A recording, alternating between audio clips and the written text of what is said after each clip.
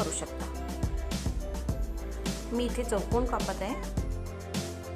तुम्ही हवे असल्यास तुम्हाला जो शेप आवडतो त्या शेपमध्ये तुम्ही कट करू शकता। जर तुम्हाला अर्धा किलोची शंकरपाळी बनवायची असेल तर दिलेलं मिश्रण अर्ध्या प्रमाणात घ्यावं।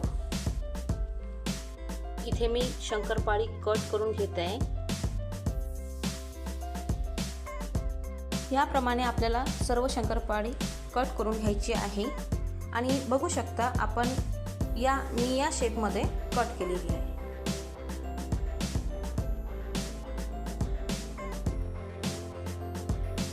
आता शंकरपाळी तळण्यासाठी आपल्याला एका कढईत तेल घेऊन गॅसची फ्लेम तेल कडकडीत गरम झाल्यानंतर गॅसची फ्लेम स्लो करायची आणि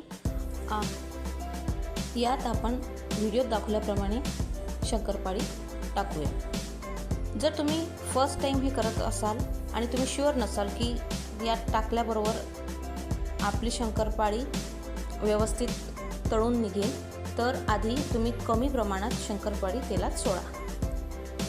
बऱ्याच वेळी काय होते, शंकरपाळी तेलात सोडल्यानंतर विरघळते। त्याची दोन कारणं असू शकतात। एक, त्यात जे आपण तूप घालतो त्याचं प्रमाण जास्त झालं असेल तर शंकरपाळी तेलात विरघळते, किंवा तेल पुरेसं तापलेलं नसेल तरीही शंकरपाळी त्यात विरघळते। जर तूप जास्त झालं असेल तर त्यात तुम्ही थोडा मैदा टाकून ते पीठ घट्ट करू शकता आणि शंकरपाळी परत तळून घेऊ शकता। तेल व्यवस्थित तापलेलं असणं गरजेचं आहे। आता तुम्ही बघत आहात छान तेलाला असे बुडबुडे सुटलेले आहेत। मंद आचेवर 3 ते 4 मिनिटं शंकरपाळी तळून घेणं गरजेचं आहे, नाहीतर मग वरचं आवरण तळलं जातं आणि आतमध्ये कच्चे राहतात। बघू शकता तुम्ही इथे दिवाळीच्या फराळातील एक खुसखुशीत आणि खमंग असा पदार्थ इथे तयार झालेला आहे।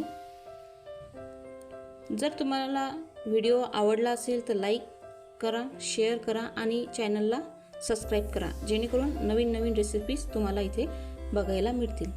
दिवाळीच्या हार्दिक शुभेच्छा।